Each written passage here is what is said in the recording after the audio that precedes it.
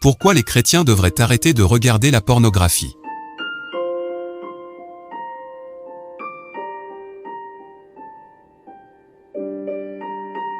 La pornographie, comme tous les autres péchés sexuels, détruisent le corps de l'intérieur. Elle fait de plus en plus de ravages et n'épargne personne. Jeunes, adultes, mariés, célibataires, chrétiens ou chrétiennes, voire même des serviteurs de Dieu. Satan a réussi à corrompre et pervertir la sexualité, peut-être plus que tout autre domaine de la vie, et l'utilise comme une arme fatale pour nous maintenir dans l'esclavage, et finalement pour nous conduire dans les flammes de l'enfer éternel.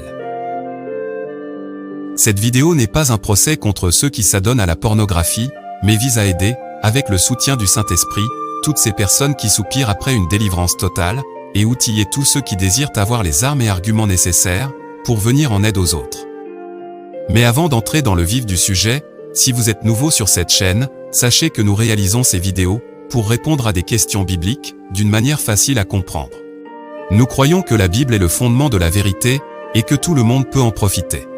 Alors, abonnez-vous, donnez-nous un j'aime, et aidez-nous à répandre le message. Maintenant revenons à notre sujet. Comment définir la pornographie, et qu'en dit la Bible?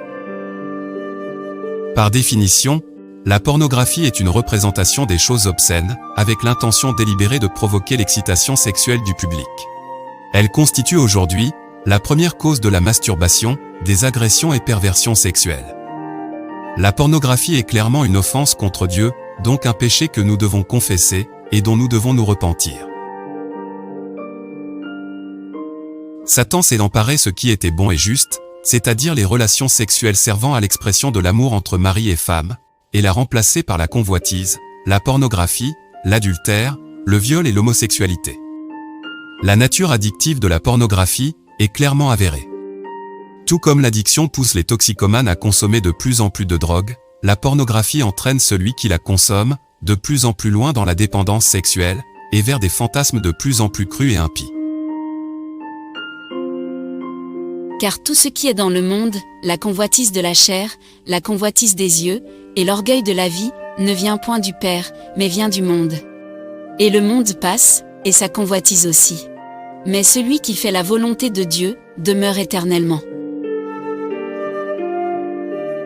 Les trois catégories principales de péché sont la convoitise de la chair, la convoitise des yeux, et l'orgueil de la vie. La pornographie est clairement une forme de convoitise de la chair et des yeux. Elle engendre une dépendance, et mène à toujours plus de perversité.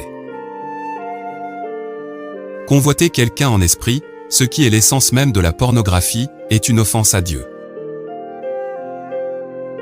Quiconque regarde une femme pour la convoiter, a déjà commis un adultère avec elle dans son cœur. Une personne qui consomme régulièrement de la pornographie, démontre par laquelle n'est réellement pas sauvée. Comment se libérer de la pornographie? Chers amis, il est capital de comprendre que sans le salut en Jésus-Christ, aucune victoire véritable et durable sur la pornographie n'est possible. Car Jésus-Christ a dit: Je suis le serp, vous êtes les sarments. Celui qui demeure en moi, et en qui je demeure, porte beaucoup de fruits. Car sans moi, vous ne pouvez rien faire. La dépendance à la pornographie n'est ni un péché impardonnable, ni un péché insurmontable, et Dieu peut nous donner la victoire sur elle, et il le fera. Êtes-vous esclave de la pornographie, et désirez-vous en être libéré? Voici quelques étapes vers la victoire. Confessez votre péché à Dieu, et demandez-lui de purifier, renouveler et transformer votre esprit. Consacrez vos yeux et vos pensées à Dieu, et engagez-vous à vous nourrir de sa parole. Comprenez le véritable sens de la sexualité, et comptez uniquement sur votre conjoint pour répondre à ce besoin. Prenez des mesures concrètes, pour limiter votre exposition aux images érotiques. Et pour finir, trouvez un autre chrétien qui priera pour vous, et à qui vous devrez rendre des comptes à ce sujet. Jésus-Christ vous bénisse dans votre lutte contre ce péché, et à très bientôt pour un autre numéro de Vérité biblique.